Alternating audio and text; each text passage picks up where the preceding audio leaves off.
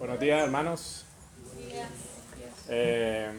Estamos todos aquí hoy reunidos dándole gracias al Señor por este tiempo. Hoy 16 de julio del año 2023. Vamos a abrir nuestras Biblias en el Salmo 96, capítulo 96, versículo del 1 al 6. Lo podemos leer alternado. Yo leo un versículo, ustedes leen el otro y así hasta llegar al 6. ¿Sí? Cuando lo encuentren me dicen amén.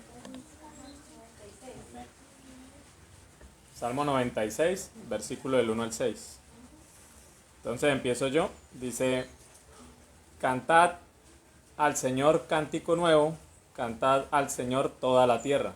Cantad al Señor, bendecid su nombre, anunciad de día en día su salvación. Proclamad entre las naciones su gloria, en todos los pueblos sus maravillas. Porque grande es el Señor y digno de suprema alabanza, temible sobre todos los dioses. Porque todos los dioses de los pueblos son ídolos, pero el Señor hizo los cielos. Alabanza y magnificencia delante de él, poder y gloria en su santuario.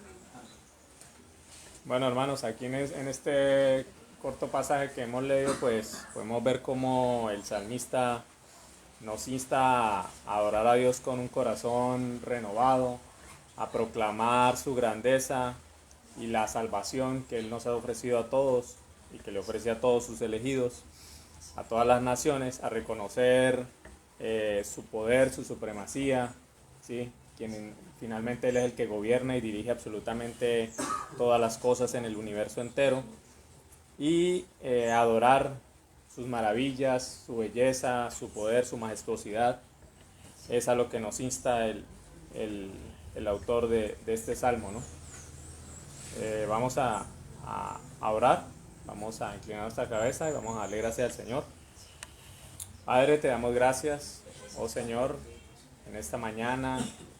Oh Dios, gracias por permitirnos estar acá reunidos en tu nombre. Gracias, oh Dios, porque has dispuesto en nuestros corazones el venir en esta mañana y reunirnos acá, a adorar tu nombre, oh Dios, a alabarte, a glorificarte, Señor, a anhelar, Señor, oh Dios, esa salvación que tú nos has ofrecido, Padre bueno. Gracias, oh Señor, como dice el salmista, Señor, tú eres quien gobierna, quien dirige, tú eres quien tiene el poder absoluto sobre todas las cosas, Señor.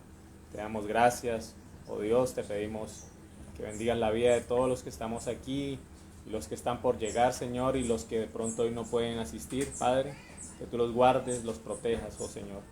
Ayúdalos en todo momento, oh Padre bueno. Muchas gracias te damos, Señor. Amén. Amén.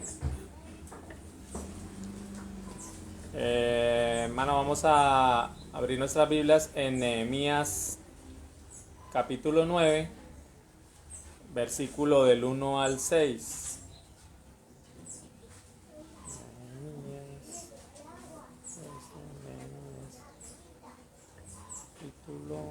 Nehemías capítulo 9 del 1 al 6.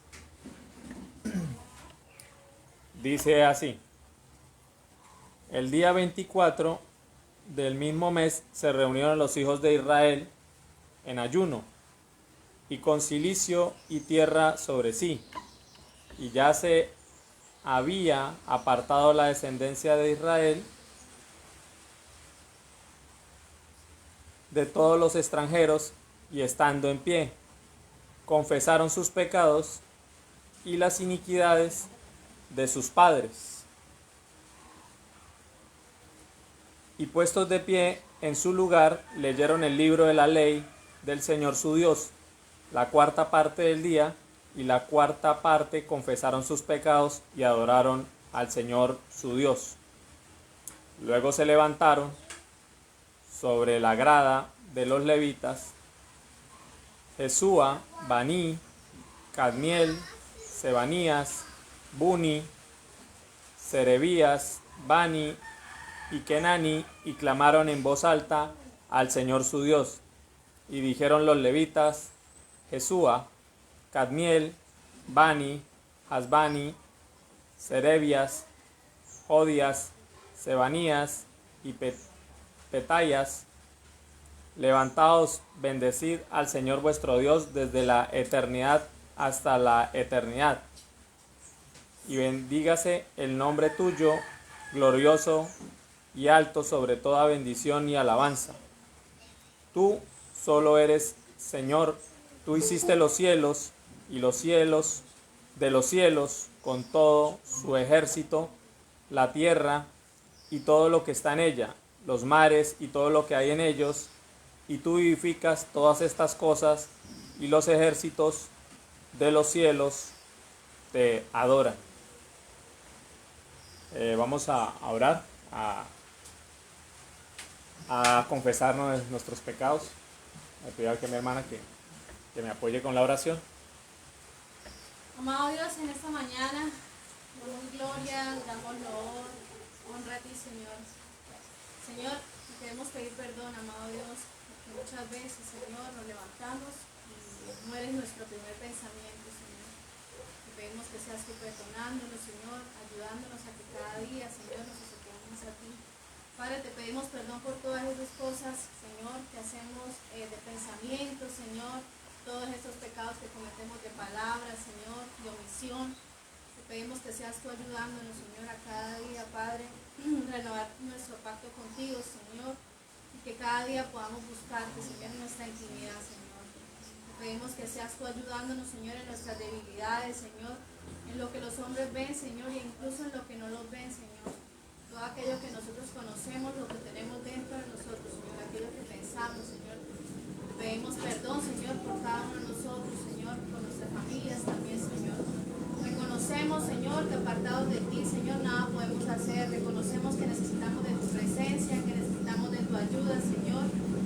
Padre bueno, te pedimos perdón, Señor, una vez más, Señor, por todo lo que hicimos, Señor, por todo lo que hemos hecho, Señor.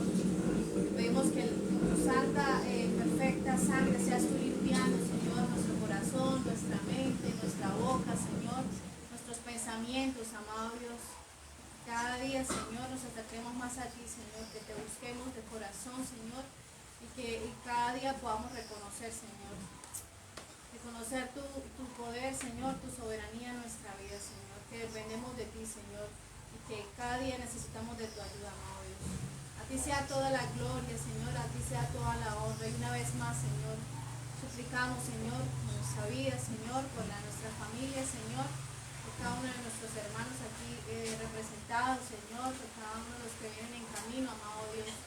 Gracias te damos en esta mañana, en el nombre de Cristo Jesús, te adoramos. Amén y amén. Amén.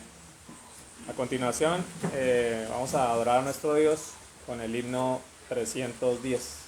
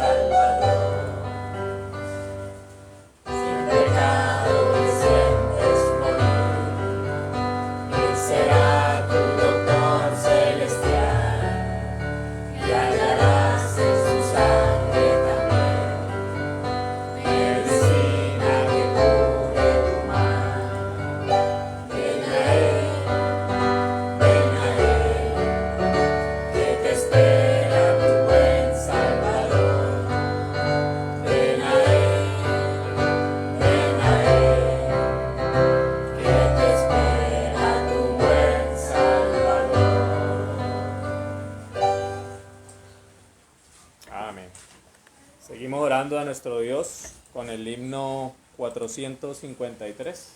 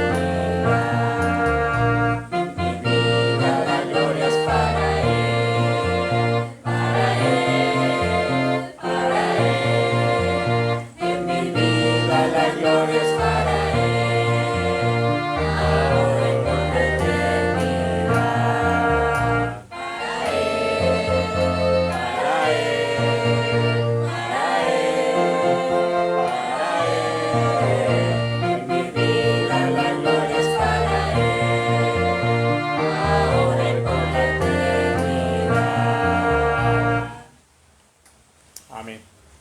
A continuación la lectura de apoyo, hermanos. Vamos a buscar en nuestras Biblias Marcos capítulo 12, versículo del 13 al 17.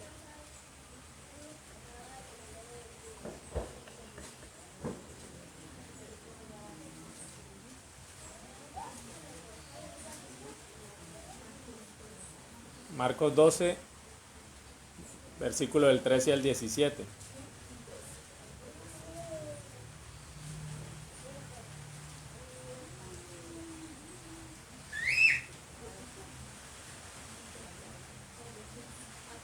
Marcos 12 del 13 al 17. Amén. Lo podemos leer alternado. Yo empiezo, entonces dice el 13. Y le enviaron algunos de los fariseos y de los herodianos para que le sorprendiesen en alguna palabra. Viendo ellos le dijeron: Maestro, sabemos que eres hombre veraz y que no te cuidas de nadie, porque no miras la apariencia de los hombres, sino que con verdad enseñas el camino de Dios. ¿Es ilícito dar tributo a César o no? ¿Daremos o no daremos? Mas él, percibiendo la hipocresía de ellos, les dijo: ¿por qué me tentáis? Traedme la moneda para que la vea. Ellos se la trajeron y les dijo: ¿de quién es esta imagen y la inscripción? Ellos le dijeron: de César. Respondiendo Jesús, les dijo: dad a César lo que es del César y a Dios lo que es de Dios. Y se maravillaron de él. Bueno, hermanos, tengan presente este pasaje. A continuación, invitamos al pastor para el sermón para los niños. Gracias, hermano. Muy amable. Muy buenos días, amados hermanos. Damos gracias al Señor en esta mañana. Su misericordia, su bondad, manifestada de manera especial en cada uno de nosotros. Hoy es un buen tiempo. De hecho, el Señor nos regala un excelente clima y la oportunidad de estar hoy transmitiendo desde ese lugar, Villa del Rosario, en nuestro país, Colombia. Ese es un motivo para agradecer al Señor por esta oportunidad. Así es de que vamos a hablar hoy a los niños. Sabemos que de una u otra manera el mensaje se extiende. Y el mensaje se extiende para todos los que necesitamos del Señor, tanto los niños, los jóvenes, como también nosotros los adultos. Así es de que la palabra del Señor nos abarca a todos y nos da a nosotros el consejo que necesitamos. Voy a repartir algunos versículos, ustedes por favor se ubican allí.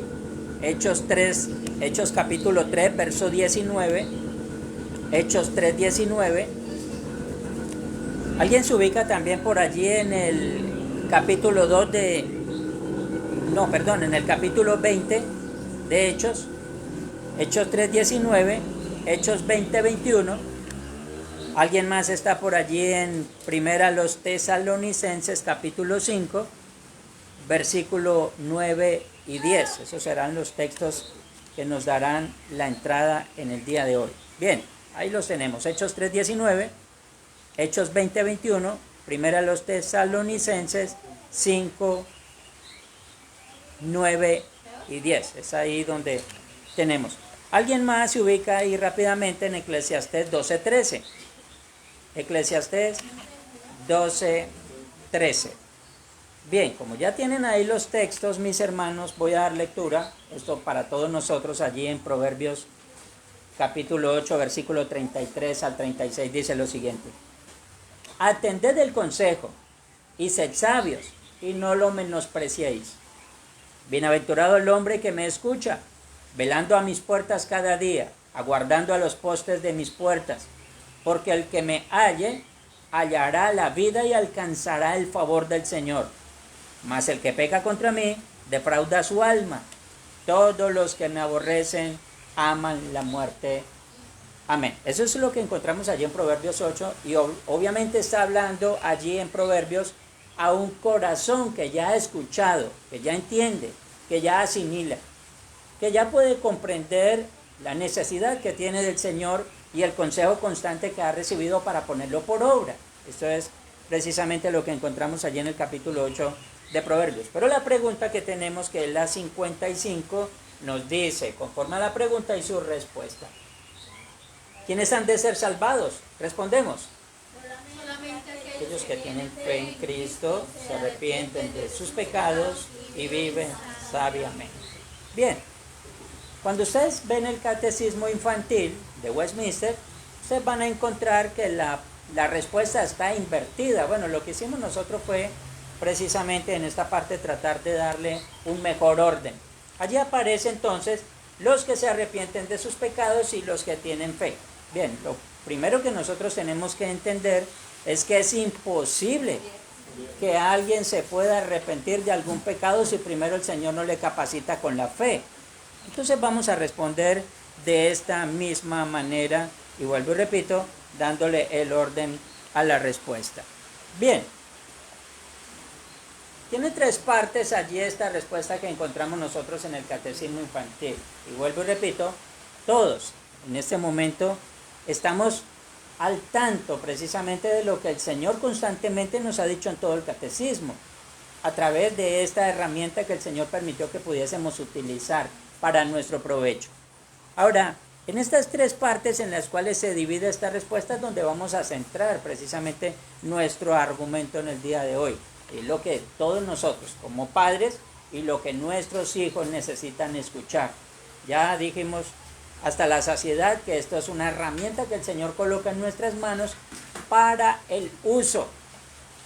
¿Cómo es que lo vamos a utilizar nosotros? Bien, como decía allí en Proverbios, atended el consejo, bienaventurado el hombre que me escucha, dice el Señor, velando a mis puertas cada día, aguardando en los postes de mis puertas, porque el que me halle, hallará la vida y alcanzará el favor del Señor. Lo que encontramos entonces allí en Proverbios. En esta parte ya hemos hecho énfasis, y es que no somos salvos por obras. No hay nada que nosotros podamos hacer que nos asegure la salvación. Nada.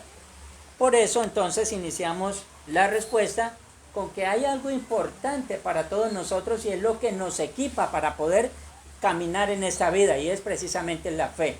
Esa que nosotros le transmitimos a nuestros hijos, y debemos hacerlo desde sus primeros años. Esto es algo así como si nosotros estuviésemos colocando en ellos el conocimiento del Señor desde sus primeros años, y la fe, en la medida que ellos van creciendo, se va robusteciendo, o sea, va tomando forma, va tomando cuerpo. Esto es lo que vemos entonces allí. Como ya hemos hecho énfasis, no somos salvos por obras, por el contrario, fuimos salvos para buenas obras. Esto quiere decir que aquel que ha sido llamado, ha sido capacitado, ahora sabe qué es lo que tiene que hacer. Siempre lo hemos explicado de alguna u otra manera. Nadie puede hacer algo si primero no conoce la voluntad de aquel que le está diciendo que tiene que hacer. Si nosotros vamos a un trabajo, y esto lo van a aprender nuestros niños también en el colegio, nadie va a ponerse a hacer una tarea si primero el profesor no le indica qué es lo que tiene que hacer. Ningún niño normalmente va al colegio a decir, profesor, ya traje todas las tareas. El profesor le va a decir, pero ¿cuáles tareas si yo no les he dicho qué es lo que tienen que hacer? Entonces lo primero que nosotros necesitamos es escuchar una instrucción y luego vamos a saber qué tenemos que hacer, es lo que dice Proverbios 8. A nuestros hijos constantemente les estamos dando órdenes como padres. Ellos van a escuchar cuál es la indicación y ellos obviamente ya saben qué es lo que tienen que hacer. Es lo que Dios como buen padre hace con todos nosotros. Ya fuimos entonces salvos para buenas obras. Es solo por la obra redentora de Cristo que tenemos esperanza en la eternidad. Entonces, ¿quiénes han de ser salvados? Lo respondemos entonces en 3 partes, tal como aparece allí en el catecismo. Primero, ¿cuál sería la primera parte allí? ¿Quiénes han de ser salvos? La primera parte, solamente aquellos que tienen fe. Solamente aquellos que tienen fe. Este es el primer equipamiento que nos da el Señor. Estos que reconocen en el Señor al único y suficiente Salvador. Ahora, no es solamente quedarse en el tema de reconocerlo, sino que al mismo tiempo desean seguirlo y honrarlo. O sea, lo reconocen como Dios y luego desean seguirlo y honrarlo. Hay muchas personas que dicen, creemos en Dios, pero a nuestra manera, no es a la manera como el hombre dice, es a la manera como el Señor dice. Para ello entienden también que no necesitan una muletilla, o sea, no necesitan otra cosa más. Entonces, no podemos decir Cristo más, porque sabemos nosotros que la salvación solamente reside en Cristo, y eso lo creemos nosotros por la fe. Entonces, solamente aquellos que tienen fe. Tampoco necesitan otro mediador para alcanzar salvación. Dicho de otra forma, la fe para nosotros no es simplemente un elemento que utilizamos para pedir o para hacer peticiones. Tenemos que entender que la fe es aquella que nos lleva directamente a los pies de Cristo. Usted y yo, hermanos, siendo que somos adultos ya, nunca podemos nosotros llegar a alguna argumentación de decir que hay otra manera o que simplemente vamos a utilizar otro argumento para nosotros poder decir que ahora sí creemos. Tampoco podemos utilizar otro argumento para decir, bueno, es por la fe que yo tengo casa, carro y beca. Porque solamente estamos centrando la fe en aquellas cosas que nosotros pedimos. A lo último el hombre termina creyendo que la fe es para decir, Señor, estás obligado a darme lo que te pido. Pero la fe, siendo que es un don de Dios, nos lleva a nosotros directamente a creer que Cristo murió, derramó su sangre para perdonar nuestros pecados. De hecho, se necesita fe para que nosotros entendamos que somos pecadores. De lo contrario, no podríamos entenderlo de ninguna otra manera. A través de las Escrituras nos lleva al conocimiento y el deseo de tener una mejor relación con el Salvador de nuestras almas. Esto quiere decir que la fe nos ayuda también a mantener una perfecta comunión con Dios. Así es de que recordemos lo que dice Hebreos, pero sin fe es imposible agradar a Dios. Para eso necesitamos entonces entenderlo de esta manera. La salvación solamente es un equipamiento que nos da a nosotros el Señor a través de la fe. Bien, Hechos 20:21, ¿alguien lo tiene por allí? Hechos 20:21. 20:21. Testificando a judíos y a gentiles acerca del arrepentimiento para con Dios y de la fe en nuestro Señor Jesucristo. El arrepentimiento para con Dios, ¿sí? De la fe en nuestro Señor Jesucristo. Ahora esto es interesante porque allí el escritor en Hechos está haciendo una relación general, está diciendo, testificando a judíos y también a gentiles, que solamente se necesita la fe. Esto nos va a conducir obviamente al arrepentimiento. Bien, segundo, la segunda parte, ¿cuál sería? Se arrepienten de sus pecados. Primero, tienen fe, son equipados. Y segundo, se arrepienten de sus pecados. Cuando nos dirigimos al idioma griego, allí encontramos nosotros, en este idioma antiguo, el término metanoia. Así es como se define, obviamente, el arrepentimiento en el idioma ese original en el cual se escribió el Nuevo Testamento. Así es como aparece para arrepentimiento entonces, y trae la fuerza declarativa de compunción por la culpa y reversión, deseos de devolverse de una mala decisión.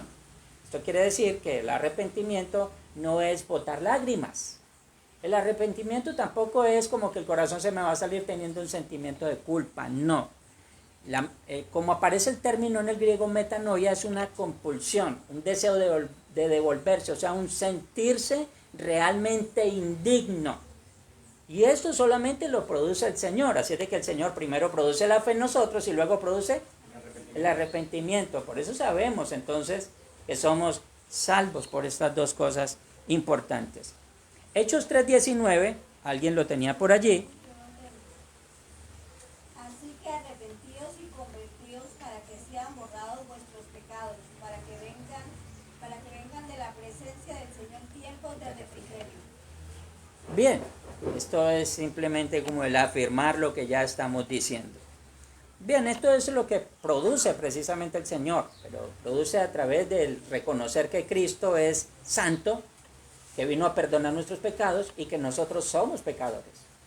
Es una de las cosas más difíciles que el ser humano realmente puede aplicar, el reconocer lo que se es. Si alguien nos dice que nosotros hemos fallado en algo, si alguien nos dice que hemos pecado, usted y yo sabemos que lo que primero vamos a sacar es una gran cantidad de justificaciones. O sea, directamente el ser humano no va a decir, sí, yo he pecado. Lo primero que va a decir es, no, pero es que fue por. Y esto obviamente nos coloca en una condición mucho más compleja. Por eso necesitamos entender primero al Señor para luego ver lo que nosotros somos. Entonces, eso es lo que primero produce la fe y segundo, que nos lleva a nosotros a un verdadero arrepentimiento. Y tercero, ¿cuál sería la tercera parte? Vivir santamente. Viven santamente. Bien, aquí aclaramos que vivir santamente no es vestir con hábitos religiosos. Ahora, la santidad simplemente se verifica por lo externo.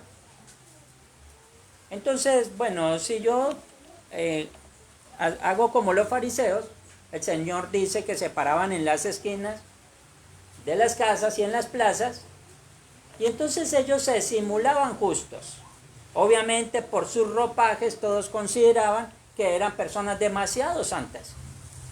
Pero recordemos que luego el Señor dijo, son sepulcros blanqueados, o sea, por fuera parecen dignos, pero por dentro no lo son. Ahora, usted y yo sabemos de una u otra manera que el vivir santamente comienza primero de adentro y luego se manifiesta hacia afuera. Pero no podemos nosotros tergiversar entonces el orden de las cosas. La santidad no está en lo externo, sino en el corazón. De acuerdo entonces como lo hayamos equipado, así serán nuestras acciones. La Escritura dice, porque de la abundancia del corazón habla la boca. Pues nadie puede proferir palabras agradables al Señor si primero en su corazón no ha sido convencido. Eso así el resto de acciones que los seres humanos ejecutan. Esto entonces lo vemos allí en primera epístola del apóstol Pablo a los Tesalonicenses, capítulo 5, versículos 9 y 10. Primera a los Tesalonicenses 5, versículos 9 y 10. Como dice,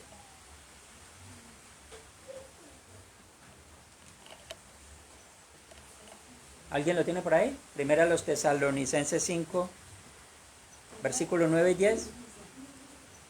Porque no nos ha puesto Dios para ira, sino para alcanzar salvación por medio de nuestro Señor Jesucristo, quien murió por nosotros para que ya sea que velemos o durmamos, vivamos juntamente con Él. Bien, ¿por qué no nos ha puesto qué? El Señor Porque no nos ha puesto Dios para ira, para ira, sino para alcanzar salvación. para alcanzar salvación. Bien, esto entonces ya está mostrando una acción, un accionar del ser humano. Queridos jóvenes, queridos amigos, en primer lugar tenemos que comprender que usted y yo necesitamos del Señor todos los días de nuestra vida. Que nuestros hijos necesitan de Dios todos los días de su vida. Si realmente nosotros pretendemos que las acciones, tanto las nuestras como las de nuestros hijos, cambien. Fíjense cómo hoy en día la sociedad se ha enmarcado en esto. Muchas personas consideran enviar a sus hijos a la escuela para que cambien. Y los envían a otros lugares para que cambien. Entonces, si el hijo está tomando caminos torcidos, lo vamos a mandar a un centro de rehabilitación. ¿Para qué? Para que cambie. Si alguien transgrede la ley, robando o quitándole la vida al otro, lo mandan a una cárcel. ¿Para qué? Para que cambie. Pero si no se manda esa alma a los pies de Cristo, jamás habrá cambio en nadie. Así es de que las cárceles no son lugares de resocialización, ni tampoco los centros de rehabilitación. El único que rehabilita al hombre realmente es el Señor. ¿Por qué? Porque es que el trabajo es directamente en el alma. Si cambia nuestra forma de pensar, automáticamente cambiarán nuestras acciones. Por eso entonces la respuesta está muy acorde a lo que enseña la Escritura en toda su extensión. Entonces vamos a aplicar esto a Eclesiastés 12:13. Y cita lo siguiente, muy concreto y simplemente es la puntada final para esto que estamos diciendo. Eclesiastés 12:13, si alguien lo tiene, lo puede leer en alta voz. Eclesiastés 12:13. Sí. ¿Cómo dice? A fin de todo el discurso oí es este: temed a Dios y guardad sus mandamientos, porque esto es el todo del hombre. Muy sencillo, ¿no?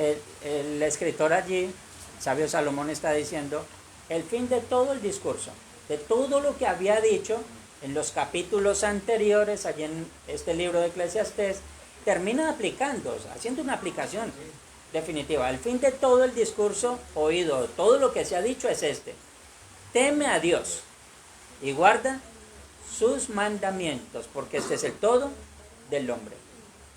Bueno, si no existen estas dos cosas, temer al Señor y realmente desear guardar sus mandamientos, lo demás sería totalmente imposible. Esto solamente es posible cuando realmente el Señor ha colocado en el corazón de cada uno de nosotros lo que necesitamos para poder levantarnos y proseguir adelante. Así es de que, ya dije, a nuestros hijos nosotros los equipamos desde pequeños. Su fe se va robusteciendo en la medida que ellos van creciendo. Así que el hombre que ha entendido que no merece la salvación no tiene otro recurso que temer a Dios, ceñirse a su voluntad en obediencia por el regalo que el Señor ha entregado, que es la salvación de su alma. Debemos dejar claro que esas obras no salvan, o sea, esto que estamos diciendo aquí realmente es simplemente el fortalecimiento, ya lo hemos dicho varias veces, y es como el Señor equipa al hombre para proseguir hacia adelante. Estas mismas, lo que encontramos aquí, son los distintivos de los que ya han sido salvos. O sea, esto es lo que distingue al hombre salvo. No es que esto salve, esto distingue al que ya lo fue. Entonces, obviamente nosotros decimos, hay alguien que ha sido salvo. ¿Qué es lo que primero vemos como distintivo? Que es una persona de fe. ¿Qué es el otro distintivo que distingue a alguien que ya ha sido salvo? Que realmente ha procedido a un arrepentimiento, o sea, sus acciones han cambiado. Y tercero, entonces, vemos en esa persona una verdadera vida en santidad. Entonces decimos, tiene los distintivos de alguien que ha sido llamado, de alguien que ha sido salvado. Encomendemos nuestra vida en las manos del Señor. Nunca dejemos de depender de Él en todo. Queridos jóvenes, apreciados niños, hagamos patente nuestro llamado y nuestra vocación, entendiendo que el Señor a ustedes les conoce totalmente y sabe realmente qué es lo que ustedes necesitan. Si hay alguna necesidad, ahora, colóquenla a los pies del Señor. Pidan al Señor que les ayude. A veces pensamos que alcanzar una carrera, alcanzar un logro en esta vida es solamente por el esfuerzo humano. Tenemos que entender que si no colocamos esas cosas en las manos del Señor, para nosotros va a ser mucho más difícil. Ahora, es necesario que lo miremos desde este punto de vista. Amados padres de familia, no dejemos de amonestar a nuestros hijos, aún con riesgo de ser vistos por ellos como tóxicos. Cuando 2 y 3 veces nosotros repetimos las mismas cosas, los hijos ya comienzan a decir que nosotros somos muy cansones, que somos tóxicos. A veces parece que es que les estamos haciendo la vida imposible o es que deseamos para ellos lo peor de este mundo. Realmente, queridos jovencitos y queridos padres, no dejemos de amonestar. Aunque ellos no lo entiendan ahora, algún día lo van a entender. Muchas personas que hoy en día son ancianos están diciendo, gracias a mis padres que en su momento me corrigieron, soy lo que soy. Si no hubiese sido por eso, ¿qué sería de mi vida? Pero en ocasiones, y así es, llega uno a una edad donde empieza a entender esas cosas que en su niñez no las entendía. Pero es importante seguirlo haciendo. Siempre debemos colocar en nuestros corazones la intención primaria de que nuestros hijos verdaderamente lleguen a los pies de Cristo. Ese debe ser, como padres, nuestro afán y nuestra dedicación. De seguro, lo demás simplemente vendrá para ellos por añadidura. Necesitamos seguir insistiendo. Dios colme de sabiduría a cada uno de ustedes como padres. Dios permita que ustedes, jóvenes y niños, verdaderamente puedan entender que esto es un propósito de Dios. Si el Señor no quisiese que esto fuera su propósito, entonces de otra manera hubiéramos venido a este mundo, hubiéramos nacido por un huevo, hubiéramos venido de otra manera, hubiéramos llegado en una nave de Marte. Pero el asunto es que el Señor en su voluntad permitió que como padres y ustedes como hijos pudiesen tener una enseñanza y una guía. Esto apunta no a la perfección del padre de familia, hablándolo terrenalmente, apunta a la perfección del verdadero Padre santo y glorioso, que desea para todos nosotros, padres e hijos, lo mejor, y es llevarnos a nosotros allí a la eternidad con Él para siempre. Sigamos insistiendo y confiemos en el Señor. Amén. Quien desea orar por nuestros jóvenes y niños, puede por favor colocarse sobre sus pies y vamos a estar orando todos juntos.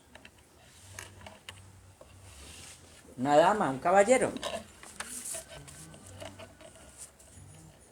¿Oramos?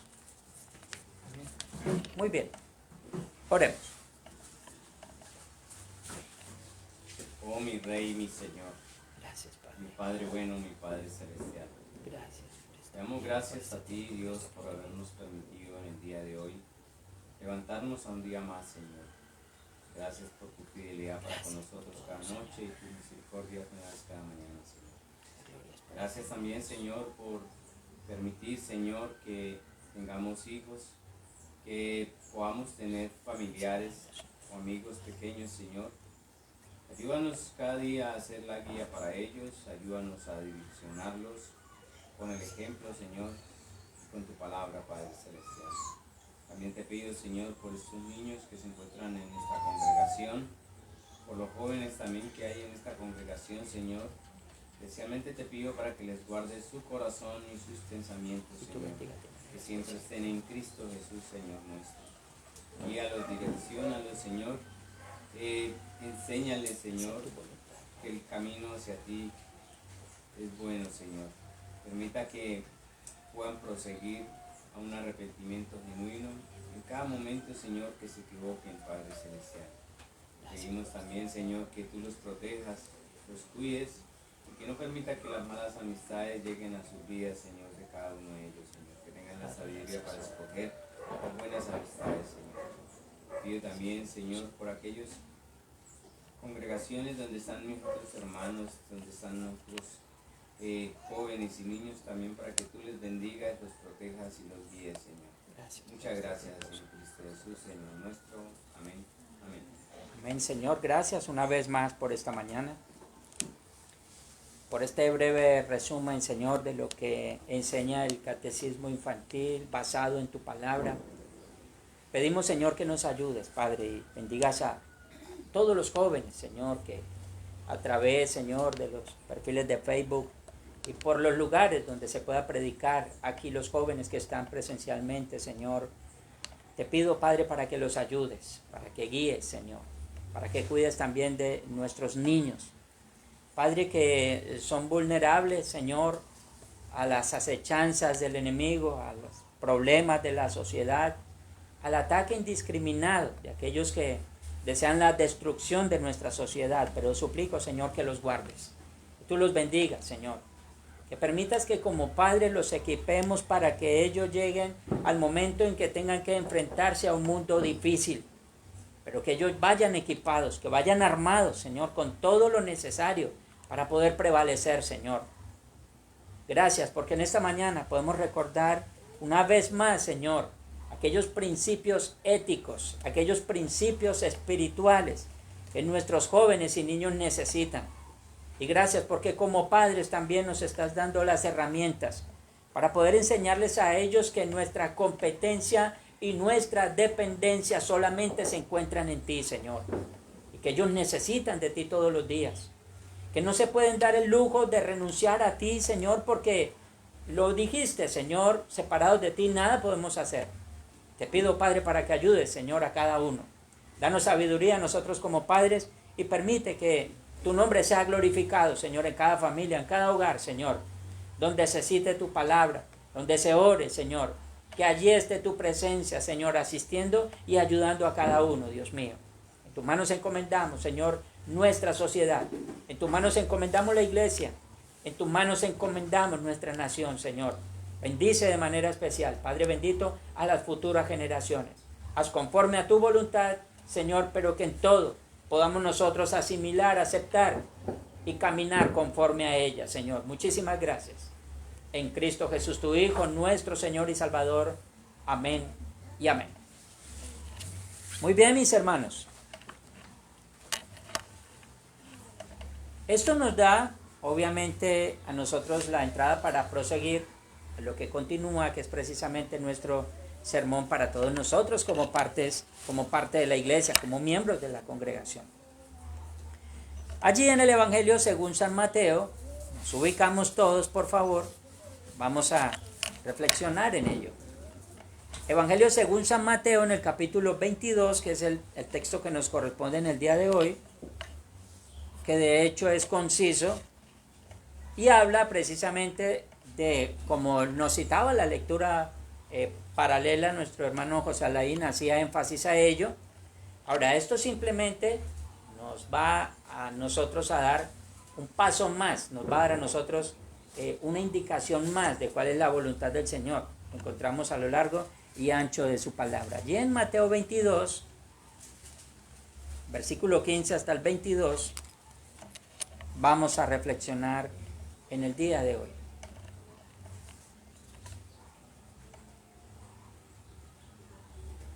Dando como esta breve introducción,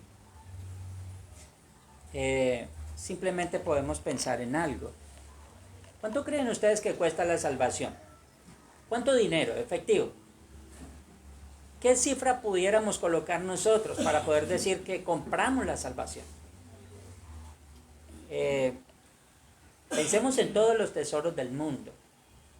En primer lugar, yo encuentro algo que pertenece a alguien. Bueno, eso tiene mucho valor. Entonces yo pienso ir donde esa persona. Desconozco de quién es precisamente la pieza, que cuesta mucho, pero inocentemente voy donde el dueño, que no sé qué es el dueño, pero entonces le digo, quiero comprarle su casa. Y entonces él dice, bueno, mi casa vale tanto. Y entonces le digo, yo tengo algo que encontré y es de mucho valor, se la cambio por su casa. Entonces esta persona toma la joya que yo le estoy entregando, automáticamente la reconoce y dice, esto es mío. Así es de que lo voy a recuperar, porque es mío. Entonces simplemente llegamos nosotros a una conclusión. Pensamos ir a comprar algo con algo que realmente no es nuestro. ¿Cómo terminamos?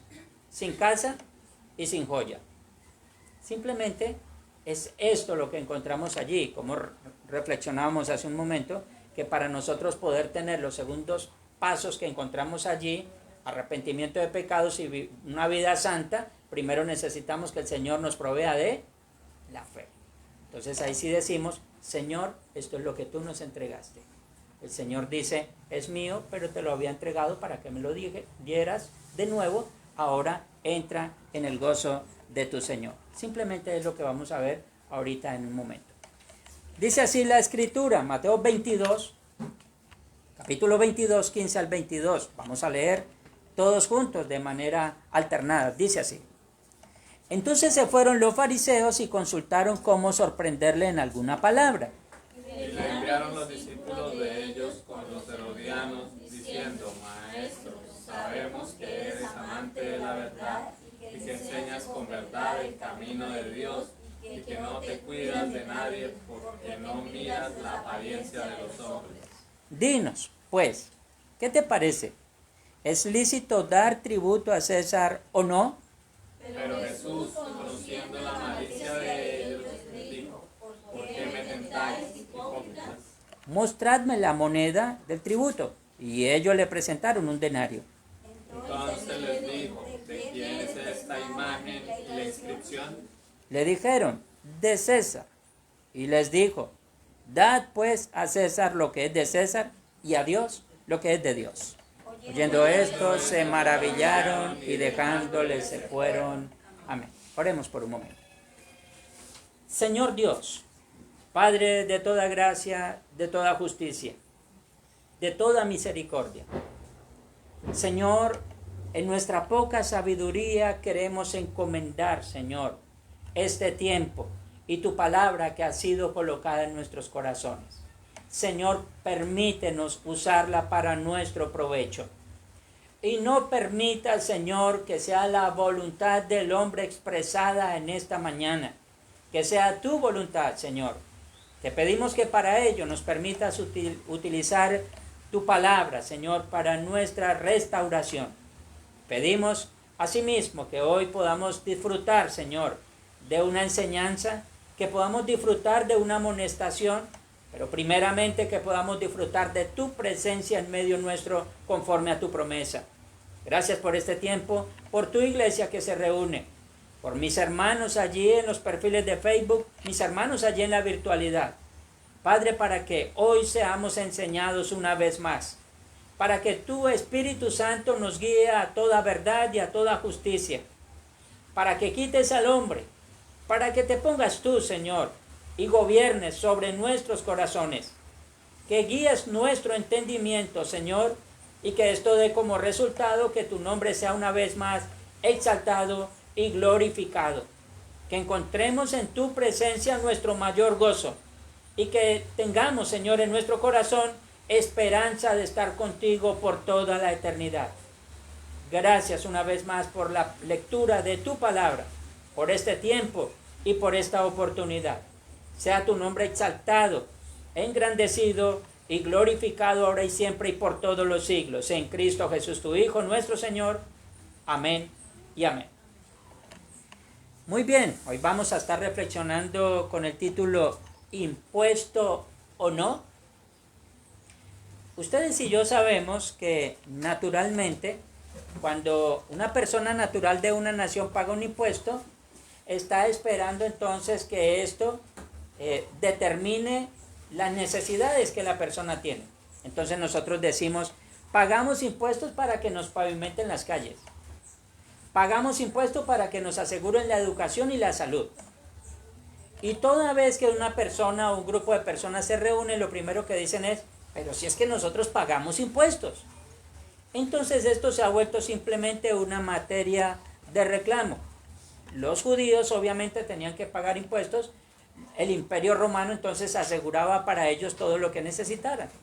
Y esto entonces lo hacían ya no como algo que ellos entendían que debían hacerlo para su provecho, sino como una obligación. Entonces lo hacían ya más por fuerza que por deseo de hacerlo. Esto es precisamente lo que encontramos allí en esta primera parte.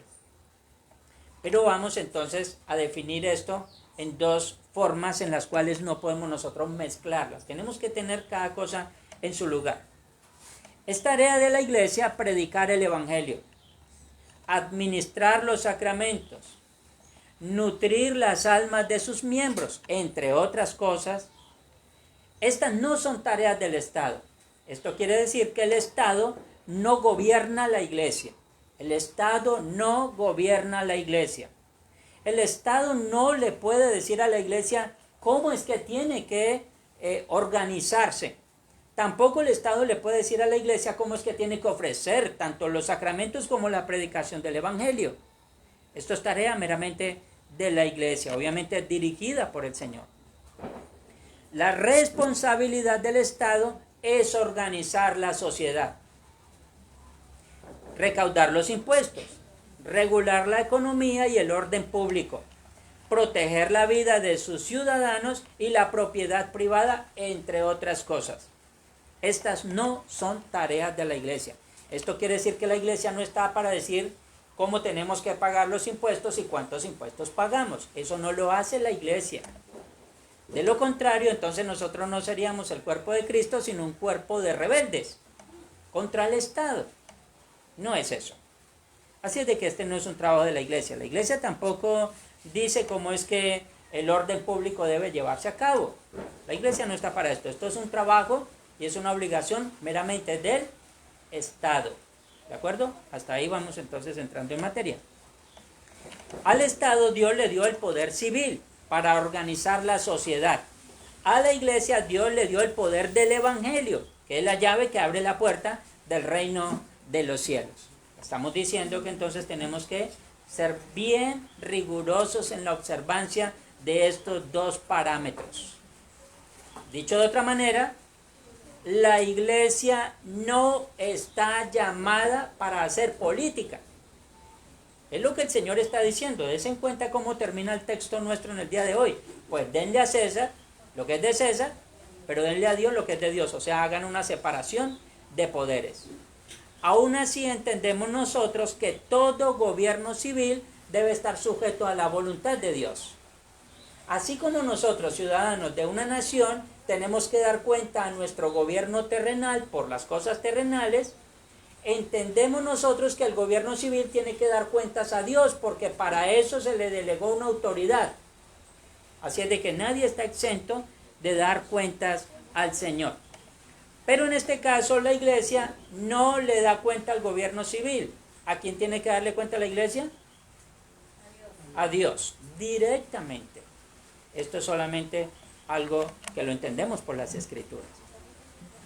Las tres confrontaciones siguientes fueron iniciadas por los oponentes de nuestro Señor, con el fin de enredarle en alguna palabra que pudiera ser usada en su contra. La primera parábola trata el asunto de la tasación romana. Es el texto que hemos tomado. Impuesto que debía pagar todo judío al imperio romano. Esto obviamente era algo fieramente rechazado por cualquier judío patriótico, ya que era un símbolo de subyugación política. Esto ya sabemos nosotros, 25 años antes había habido una revuelta con un hombre llamado Judas, y lo que quería era obviamente desbancar al imperio, porque ellos consideraban que eran muy patriotas, eran muy nacionalistas y necesitaban sacar al invasor. Esto dio como resultado que este hombre terminara muriendo, pero dejó algunos restos por allí que vinieron a ser luego los celotes. Esto lo encontramos por allí en el capítulo 5:37 del libro de Hechos de los Apóstoles. Por lo tanto, la pregunta generada era una pregunta capciosa. El apoyar el impuesto sería no patriótico, mientras que el oponerse al impuesto sería políticamente peligroso, en especial para un líder como nuestro Señor, que era Galileo. Ya sabemos que este Judas, que cita en Hechos 5:37, que era un rebelde en este caso, había organizado algunas revueltas, este era Galileo. Y entonces había problemas. Jesús aparece por allí y estos hombres entonces le quieren colocar una cáscara para que él se resbalara. Si tomaba cualquiera de las dos partes, obviamente iba a acarrearse al mismo problemas. Bueno, lo que ellos tenían que entender es que estaban hablando con la sabiduría máxima. Bien, sigan mis hermanos, por favor acomódense. Bienvenidos. Bienvenido Joaquín. Tome asiento, por favor. Tome asiento, mijo. ¿Listo? Bienvenido. Bien. Versículo 15 de nuestro texto dice: entonces se fueron los fariseos y consultaron cómo sorprenderle en palabra alguna. ¿Qué era lo que querían los fariseos? Según el texto, querían sorprenderlo. O sea, tomarlo por sorpresa. Sorprenderlo.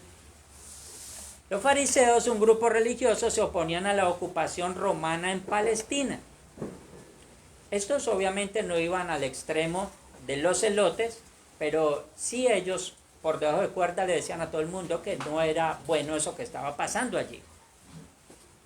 Nuestro Señor ya había confrontado a estos fariseos y los había puesto en evidencia, dejando ver que ellos obviamente eran unos legalistas mentirosos y pretendían hacer creer al pueblo que todo lo que hacían o decían era por un celo honesto a la ley de Dios. Pero entonces en el fondo solo querían sorprender al Señor para entregarle a la muerte. Esto conforme cita el versículo 15. El 16 en la parte A dice: y le enviaron los discípulos de ellos con los herodianos. Estaban los fariseos y también se unieron con los herodianos. Eso tiene algo particular allí. Se los voy a explicar. Los fariseos, como leímos en el verso 15, eran un grupo que no consideraban que ellos tenían que pagar impuestos. De hecho, la ocupación romana para ellos era un fastidio. Esto era lo que hacían los fariseos y sentían y pensaban los fariseos. Pero vemos nosotros que se unieron con los herodianos. ¿Qué eran los herodianos? Ya lo voy a explicar. Era un partido político judío, pero que iban a favor de Herodes. Estos sí estaban a favor del cobro de impuestos, estaban a favor del Imperio Romano. Entonces nos damos cuenta que había allí un problema. Los fariseos decían que no y los otros decían que sí. Y estos obviamente eran totalmente discordantes, o sea, tenían problemas por este razonamiento. Mas sin embargo nos damos cuenta que llegó el momento donde ellos dos se unieron. ¿Qué fue lo que les dio para que se unieran, para que se pusieran tan de acuerdo? La aparición de nuestro Señor. Entonces ellos simplemente acordaron colocar al Señor en estrecho. Entonces ya dije, estos eran un partido político judío, apoyaban a Herodes Antipas y la política instituida por Roma. Hay que recordar que era precisamente el emperador romano quien tenía la potestad para decidir quién iba a ser el gobernante judío. Entonces, obviamente, ellos tenían que buscar la manera de ganarse en el favor del emperador para que entonces el emperador les asegurara a ellos su estancia en el gobierno. Todo era por una buena posición. Entonces, ¿qué hacemos? Subyuguemos a los judíos con impuestos, así tenemos contento al emperador y nosotros de paso nos aseguramos también nuestro lugar. Todo era simplemente por un acomodo político, nada por querer hacer la voluntad del Señor. Bien, así que la posición y prestigio de Herodes y sus partidarios dependía del pago de impuestos. Con ello entonces aseguraba Herodes su status quo político. ¿Cuál era la intención de los herodianos? Bueno, la intención de los herodianos, al igual que los fariseos, también era atrapar al Señor con palabra alguna que él expresara.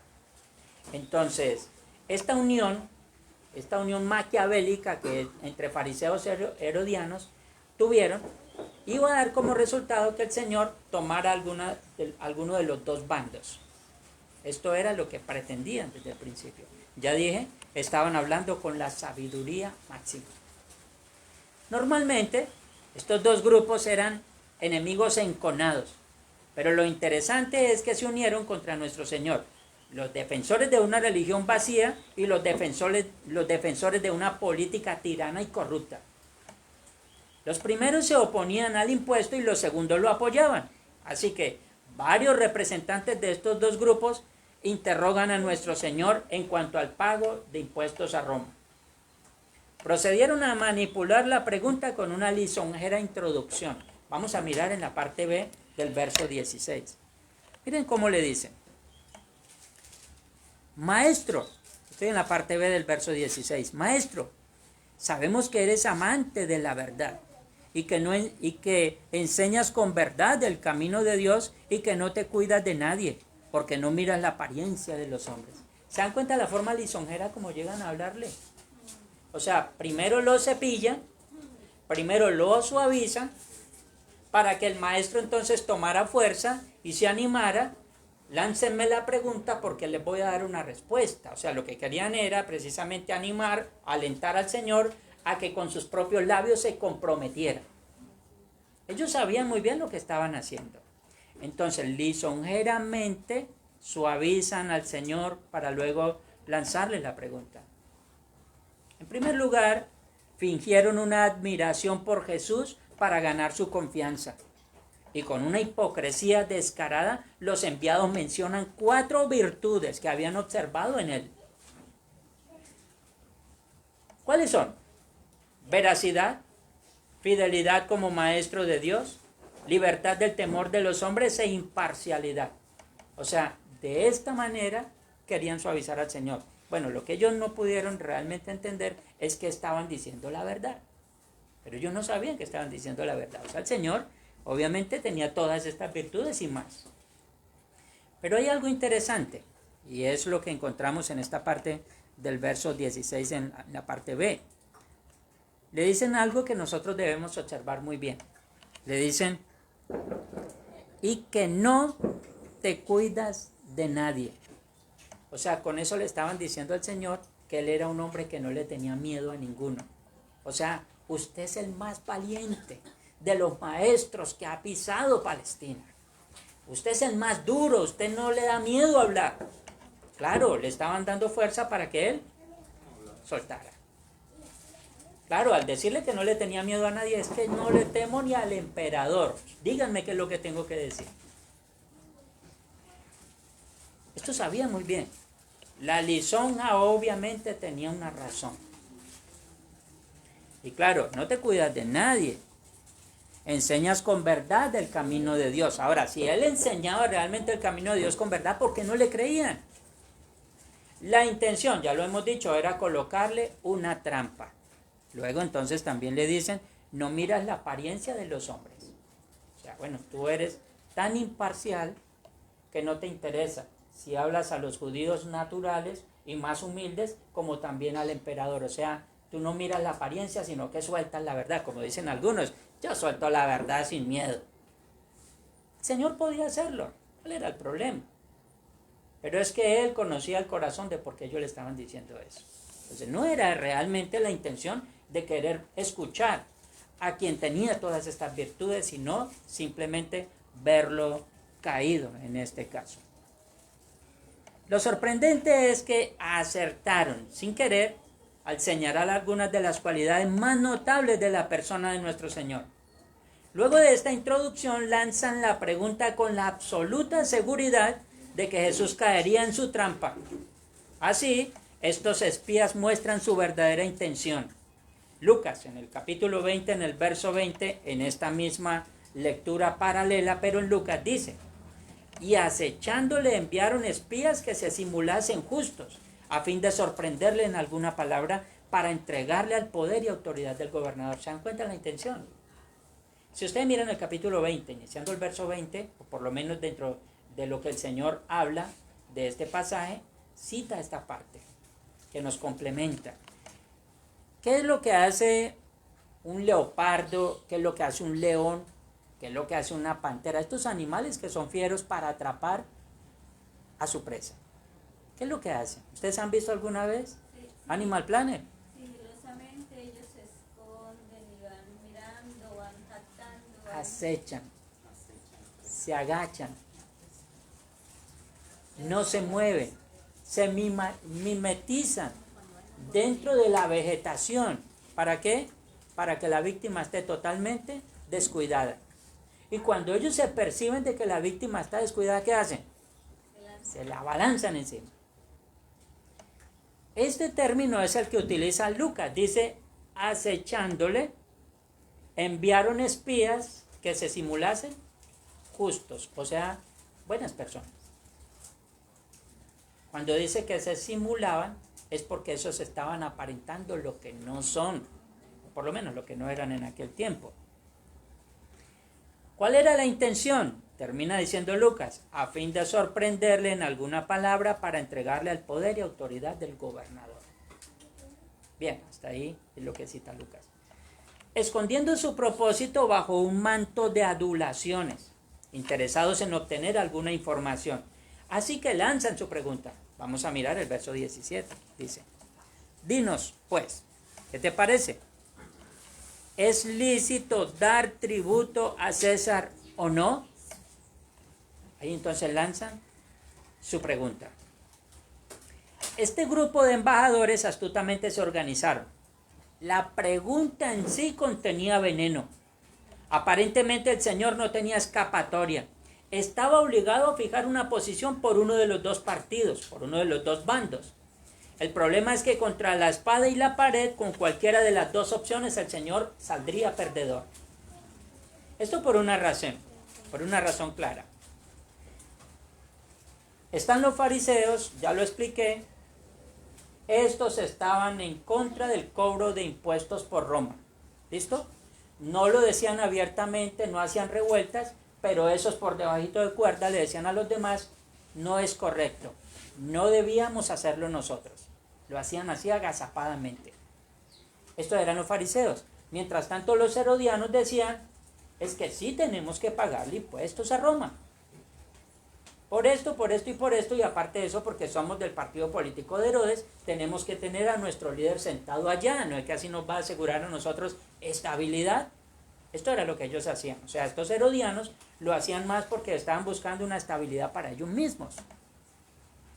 Al colocarse de acuerdo, el Señor, entonces, después de esa cepillada que le pegaron, de esa masajeada de espalda y todo lo demás, el Señor tenía que fijar alguna de las dos posiciones. Bueno, el Señor hubiese podido decir, no es obligatorio pagar impuesto a Roma.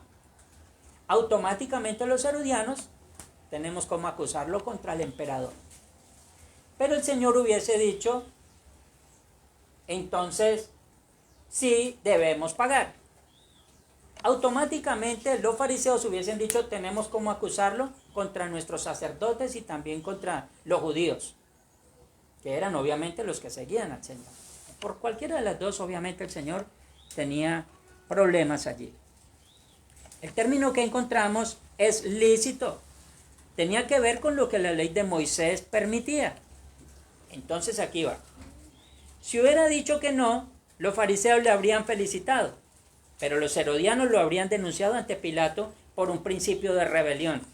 Si hubiera dicho que sí, los herodianos lo habrían felicitado, pero los fariseos lo habrían denunciado por ser leal al gobierno romano y como traidor al pueblo judío. Por cualquiera de las dos, por eso fue que enviaron de los dos grupos.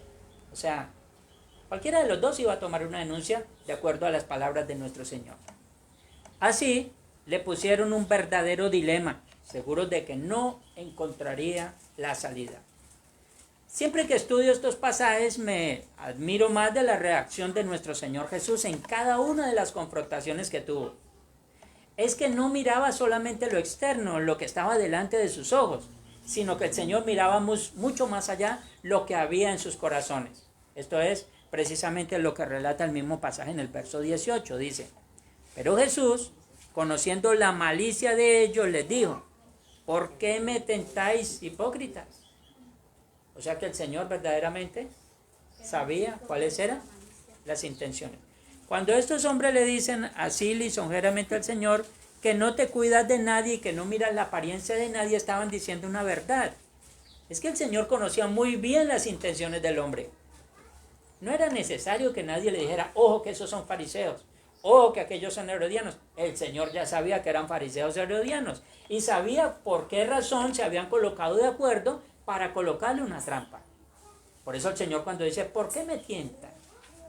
Y luego entonces utiliza este término que para nosotros obviamente está siendo sacado de contexto en muchas de nuestras conversaciones, pero luego vamos a aclararlo. El Señor utilizó el recurso, allí en el verso 18 termina diciendo, ¿por qué me tentáis, hipócritas? Dice así. Al utilizar este recurso, no lo hizo el Señor como un insulto o como una vulgaridad. ¿Saben que el término hipócrita hoy en día se utiliza como un insulto? Cuando alguien le dice a otro, usted es un hipócrita, y uno, ¿por qué? Y eso es un sinónimo de problemas, de pelea. Bueno, en ese tiempo ellos se entendían muy bien. No era un insulto en primer lugar, tampoco era una vulgaridad, sino que mostraba la realidad de la condición espiritual de quienes le abordaban con esta misma intención. Ahora vamos a ver la definición de esto, la mano más rápida del oeste de Villa del Rosario. Mateo 6.2. Alguien busca Mateo 6.5.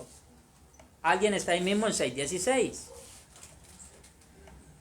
Mateo 7.5 y capítulo 15, versículo 7 al 9.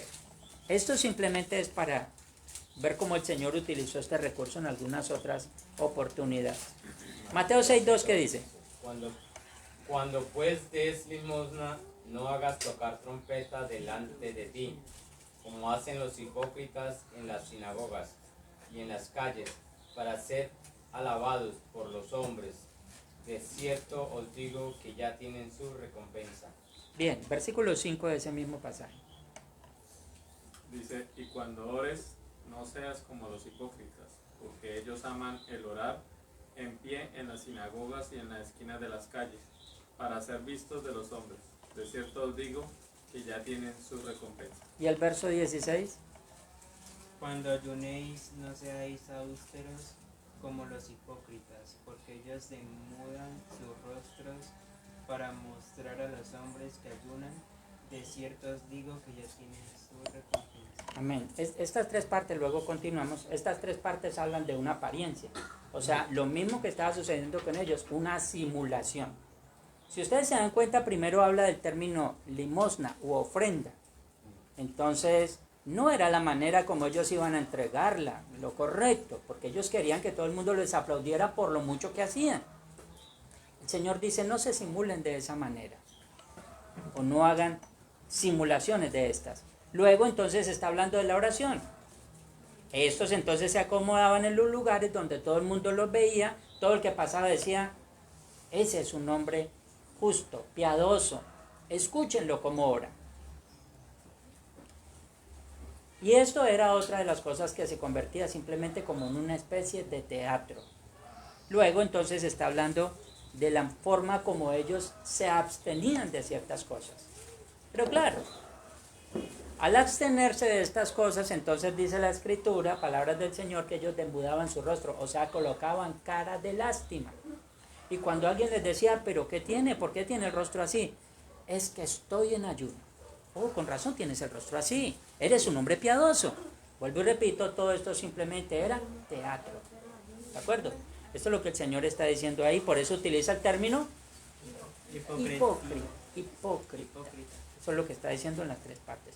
Luego 7.5 dice.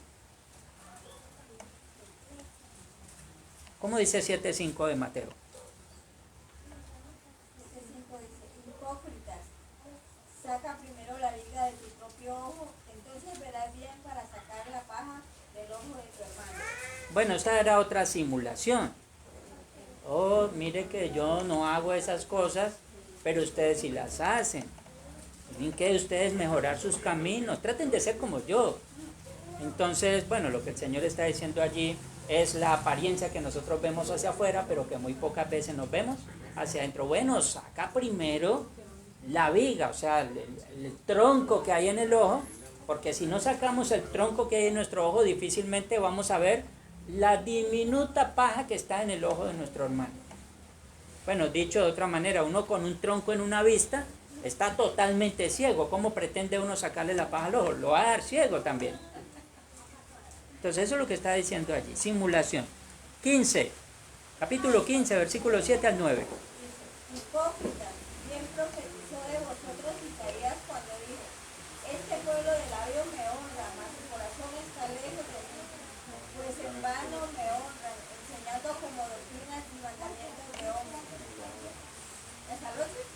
hasta el 9.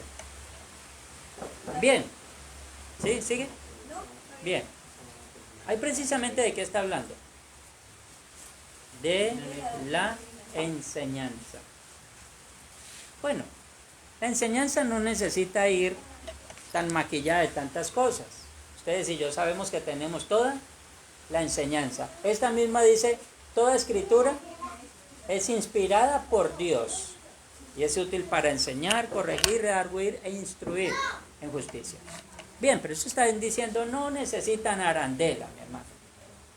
Así es de que para la enseñanza, obviamente el Señor les está diciendo, no necesitan teatro. ¿Sí? No es que, si yo voy a decir, y entonces el hombre se tropezó y cayó, voy a tropezarme y voy a caer para entonces hacer una mejor representación de cómo fue la caída. No, eso no es necesario. Solamente con leer la escritura ya nosotros estamos entendiendo qué sucedió allí. Estos hombres se acercaron al Señor simulando, o sea, haciendo teatro. El Señor le dice, ustedes son unos verdaderos actores, merecen el Oscar a mejores actores. ¿Por qué? Porque llegó con el término que utiliza allí. Ahora, vamos a aclarar esto ya de una vez. Un hipócrita es una persona que dice una cosa, pero su intención es otra. Pretende hacer una cosa y termina haciendo otra. Es un actor, un simulador que esconde su verdadero rostro tras una máscara. Este término fue sacado del teatro griego, donde se representaban personajes ficticios o conocidos para burlarse de ellos. Entonces, nosotros ahora les llamamos actores. En ese tiempo les llamaban hipócritas. Eran actores. Por eso el Señor le dice a ellos, dicho de otra manera, ustedes son unos actores. Eso es lo que está diciendo con ellos. Vuelvo y repito, hoy utilizamos el término de una manera contraria al término bíblico. Bien. Por eso entonces el Señor agrega allí en el versículo 19, leamos todos. Mostradme la moneda del tributo. Y ellos le presentaron un denario. Allá, entonces agrega todo eso diciendo, ustedes son unos actores con lo que me están diciendo y con la intención con la cual se me acercaron, pero muéstrenme a ver la moneda. Bien, ahí entonces aparece el denario, que era una moneda romana especialmente acuñada para pagar impuestos. En valor equivalente a un jornal. Esto aparece allí en el capítulo 20, en el verso 2. En esta moneda estaba estampada la imagen y el nombre del emperador Tiberio César. Para los judíos era un acto idólatra utilizar estas monedas. Además, ellos creían que cada vez que las utilizaban estaban reconociendo su sometimiento al gobierno pagano. Sin embargo, los que venían a Jerusalén de provincias fuera de Judea para celebrar la Pascua traían monedas romanas. Ahora, ¿recuerdan cuando hablamos acerca del Señor limpiando el templo? ¿Qué volteó ahí el Señor? En un momento. La mesa de los cambistas. ¿Qué era lo que hacían los cambistas? Recibían el dinero pagano y entonces daban las monedas judías, las monedas del templo. Por eso se llamaban cambistas. Y esto obviamente le generaba una gran ganancia. Bien, esto era lo que sucedía allí. Estos judíos que venían de fuera traían dinero pagano. Lo que hacían allí simplemente era lavar ese dinero. Por lo tanto, fue que alguien de la multitud sacó una moneda y la presentó al momento del Señor pedirla. Dicha moneda llevaba la imagen del emperador. Por un lado contenía parte del busto y al respaldo estaba sentado en un trono con una diadema con ropas sacerdotales. Y la inscripción con el título Hijo del Divino. Y al respaldo decía Pontif Maxim. Sí, esto significaba sumo sacerdote o máximo pontífice. Si estaban usando el dinero del César, pues entonces que pagaran el impuesto a César. Eso era simplemente lo que hacían. Pensemos en algo nosotros así muy rápidamente. Cuando ellos, los judíos que venían de fuera, traían denarios, traían monedas romanas, ellos llegaban y las cambiaban ahí, en la mesa de los cambistas. Y recibían el dinero que sí se podía utilizar ahí en el templo, o sea, dinero limpio según ellos. Pero preguntémonos nosotros entonces, ¿qué hacían con los denarios? ¿Los botaban? ¿Qué hacían con los denarios? Que era el dinero pagano. Los guardaban y se enriquecían. O sea, Religiosamente ellos decían, ese dinero es de los paganos. Pero bueno, si los paganos traen dinero, disfrutemos. Esto es lo que muchos dicen. Alguien parado en un púlpito estaba hablando precisamente acerca de los dineros del narcotráfico. ¿Y qué dinero del narcotráfico? Y esos dinero mal habido, dinero con sangre, dinero con todo. Pero recibían dinero de cualquier parte. Entonces, vuelvo y repito, la situación era que solamente veían algo para criticarlo, pero al mismo tiempo por debajo de cuerda los disfrutaban. Estos se enriquecían. Esto precisamente fue lo que sucedió. Bien. Dicha moneda, entonces ya dijimos, traía esta situación, por eso lo consideraban pagano. Bueno, cuando ellos tomaban una moneda judía decían, uy, ahí viene la imagen del César, y eso es pagano, eso es idolatría, no podemos, idolatría. Bien, allí estábamos. El verso 20 cita, ya vamos a terminar, dice, entonces les dijo, ¿de quién es esta imagen y la inscripción?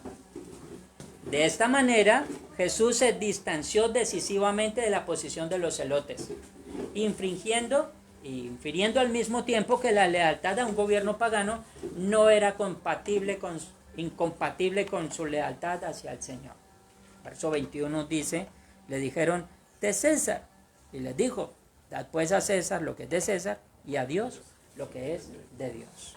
Bien, mis queridos hermanos, nosotros estamos viviendo aquí en la tierra. ¿Qué pasa si usted se sube a una buseta y le están diciendo que pague el transporte? ¿Qué hace usted? ¿Ah? Hay que pagar el transporte.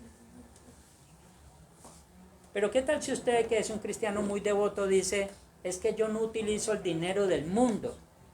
Así es de que me voy a subir a esta buseta y no voy a pagar el pasaje, pero voy a orar por ti, señor conductor. ¿Qué le dice al conductor? Bueno, yo necesito alimentarme y alimentar a mis hijos. Por lo tanto, este es mi trabajo y mi trabajo merece una retribución. ¿Listo? Eso es todo. Es de que alguien dijo en una ocasión así, me admiraba mucho esta clase de enseñanzas. Fue a un aeropuerto y entonces necesitaba viajar porque él se había acostado a dormir y tuvo un sueño que el Señor le había dicho, tienes que ir a otra nación a predicar mi evangelio. Entonces, como él no tenía dinero, se fue para el aeropuerto y dijo, es que Dios me dijo que yo tenía que viajar a tal parte, no tengo dinero, pero vengo a decirles que Dios me mandó y Dios mandó a ustedes esta razón, que me monten en ese avión. Y entonces allí en el aeropuerto se asustaron todos y dijeron, un siervo de Dios le habló, móntese en ese avión y váyase para esa nación. Bueno, de ahí sale uno diciendo, nos metieron los dedos a la boca. No somos niños para que nos engañen de esa manera. Escuchaba de otro tipo diciendo en una ocasión, Dios habló a mi vida y me mostró una tribu en tal parte. Como yo no tenía dinero, dije, Señor, si tú me vas a llevar, llévame donde tú quieres que yo vaya. Pero la realidad era que el hombre no tenía dinero. Pero de repente volteó a mirar y así en una esquina de su casa había una tuteca. Y él se fue, Dios le dijo, atrápala, y él la atrapó y automáticamente apenas la atrapó, se la metió al bolsillo y ella se volvió en una tuteca de oro. Con ella se fue a la otra nación. E hizo la voluntad de Dios. No somos niños. Eso se llama una simulación. Eso se llama una hipocresía. O sea, decir y hacer lo que no es.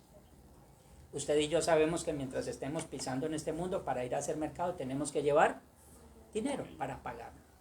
Si queremos ropa, tenemos que comprar nuestra ropa. ¿Listo? Entonces, el Señor nos está diciendo que esto sea incompatible. Si abrimos la llave del acueducto y sale agua, ¿qué tenemos que hacer? Pagar un impuesto, ¿cierto? El Señor nos está diciendo que esto sea incompatible. El Señor está diciendo es que estamos en este mundo y tenemos que hacer las cosas que tenemos que hacer en este mundo, que son naturales y son bien recibidas a los ojos del Señor. ¿Listo? Pero ¿qué pasa si nosotros decimos que con ese mismo dinero vamos a comprar la salvación? ¿Qué pensamos? No, ninguna cosa terrenal compra las cosas espirituales. Nada de lo terrenal puede comprar lo espiritual. En eso tenemos nosotros que hacer una separación. Pero en cuanto a nosotros como cristianos temerosos de Dios, que tenemos que pagar unos impuestos y comprar y utilizar el dinero, eso está dentro del rango de lo natural, que usted y yo tenemos que hacerlo. Bien, el Señor Jesús no está diciendo que esto sea incompatible, una vez más lo repito. En esta contestación, nuestro Señor reconoce y apoya el principio del gobierno civil en general, y en particular el gobierno de turno. Existía un antagonismo irreconciliable, según los fariseos, entre el apoyo al gobierno romano por medio de los impuestos, por un lado, y por otro, la lealtad a Dios. Jesús, en cambio, indica que el creyente tiene deberes al reino civil, pero también al reino espiritual. El emperador era simplemente un rey humano. Cristo es rey sobre toda la creación. Por eso estaba diciendo desde el principio que los gobernantes y los gobernados, todos nos debemos al Señor. Ahora, preguntémonos nosotros, ¿qué pasa si un gobernante que ha sido investido de autoridad para gobernar una nación no hace lo que tiene que hacer? ¿Qué pasa? ¿A quién tiene que darle cuentas ese gobernante? ¿A quién? Sus ciudadanos. ¿Y a quién más? A Dios. Principalmente al Señor. La misma escritura dice, palabras de Pablo, que no hay autoridad que no haya sido impuesta por Dios. Así es de que ninguno gobierna porque fue una casualidad. Dios lo puso ahí, por alguna razón. La misma escritura también enseña que Dios pone y quita reinos. Esto es la voluntad de Dios. Y esto lo hace con principios regulativos. Bien.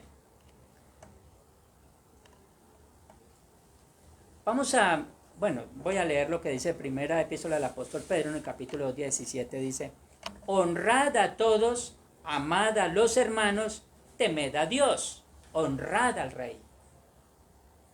Alguien decía hace poco hablando de estos versículos, pero ¿y cómo nosotros vamos a honrar a un gobierno tirano? Bueno, el Señor dice que tenemos que honrarlo. ¿Por qué? Porque con eso lo estamos colocando en la presencia del Señor. Honrar no es venerar.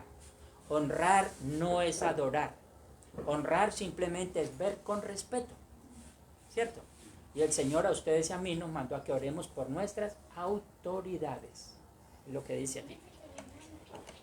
1 Timoteo, capítulo 2, versículo 1 y 2 dice, exhorto ante todo a que se hagan rogativas, oraciones, peticiones y acciones de gracias por todos los hombres, por los reyes y por todos los que están en eminencia, para que vivamos quieta y reposadamente en toda piedad y honestidad.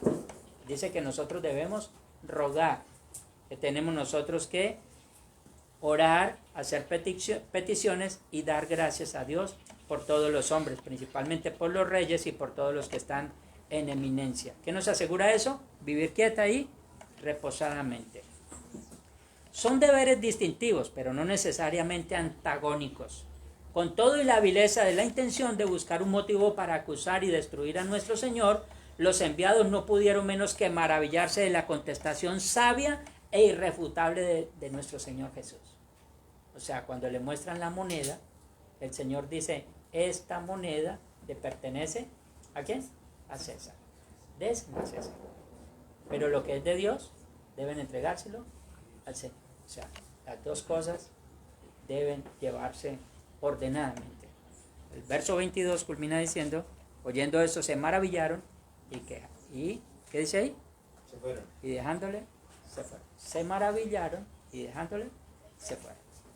Estos quedaron con la boca abierta pero sin nada que decir. A pesar de este testimonio, más tarde, aún así, le acusan falsamente de haber prohibido dar tributo a César.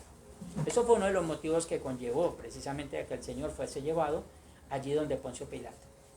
Dice en Lucas 23:2, y comenzaron a acusarle diciendo, a este hemos hallado que pervierte a la nación y que prohíbe dar tributo a César, diciendo que él mismo es el Cristo, un rey. O sea, lo acusaron de que el Señor había dicho que no se debía dar tributo.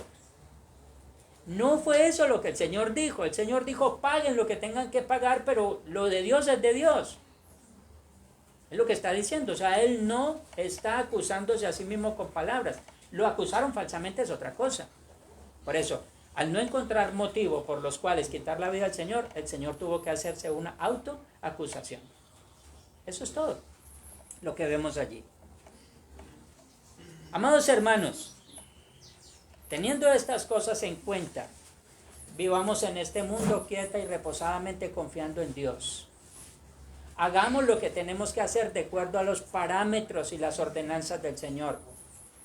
Oremos constantemente por nuestras autoridades. Tengamos en cuenta cuando nosotros con nuestras palabras vamos a proferir dicho alguno, que no tengamos nosotros simplemente que estar devolviendo nuestras palabras después de haberlas expresado. Tengamos en cuenta que el Señor nos mandó a orar por todas las cosas. Quienes tienen que dar cuentas al Señor darán cuentas en su debido momento.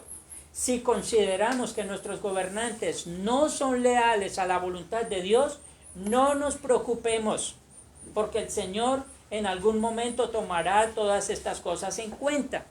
Lo más importante es que nosotros podamos seguir honrando, glorificando y exaltando el nombre de nuestro Dios.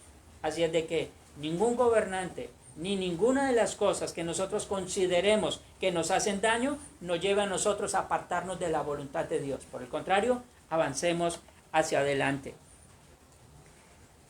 Más bien que nosotros busquemos la manera siempre de buscar la excelencia. Que no busquemos nosotros agradar a nuestros gobiernos de turno. Que primero agrademos al Señor y oremos por estos. Es el orden.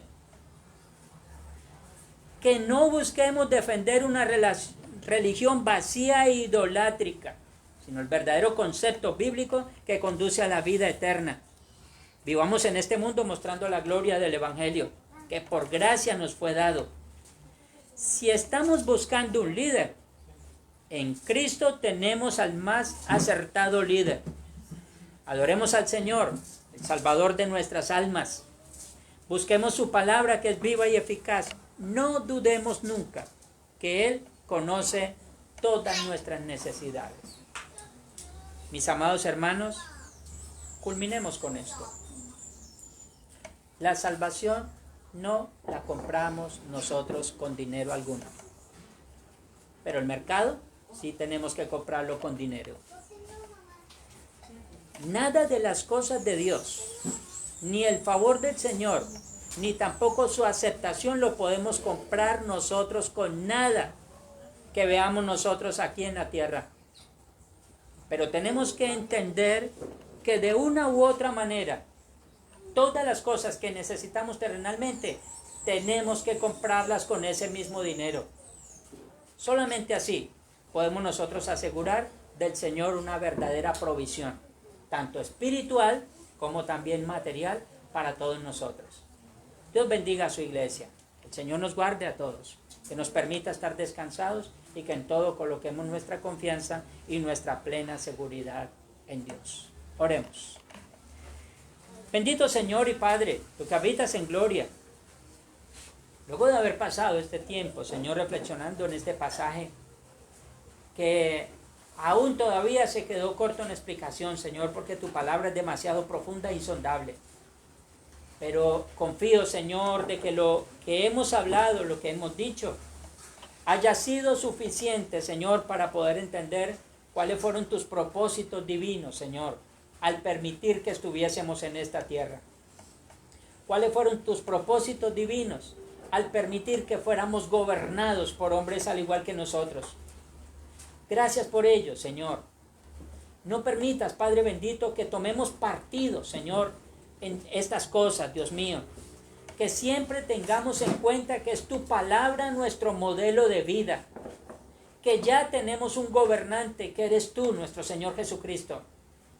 Que no debemos estar buscando mesías humanos, porque ya tenemos uno que venció la muerte.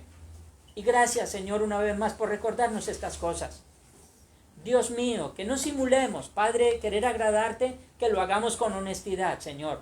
Que primeramente nosotros te coloquemos a ti sobre todas las cosas, porque lo demás simplemente cuando buscamos el reino de Dios y su justicia, todo lo demás es una añadidura, Señor. Y te pedimos que te glorifiques y obres de manera especial en cada uno de nosotros. Encomendamos este tiempo en tus manos y agradecemos por todo lo hecho en nuestras vidas, Señor. Gracias por tu bendición y por tu cuidado sobre todos nosotros, especialmente gracias por tu palabra, que es nuestro alimento que necesitamos, Señor, todos los días. Sea tuya la gloria, la honra, el honor y el poder, ahora y siempre y por todos los siglos. En Cristo Jesús nuestro Señor. Amén y amén.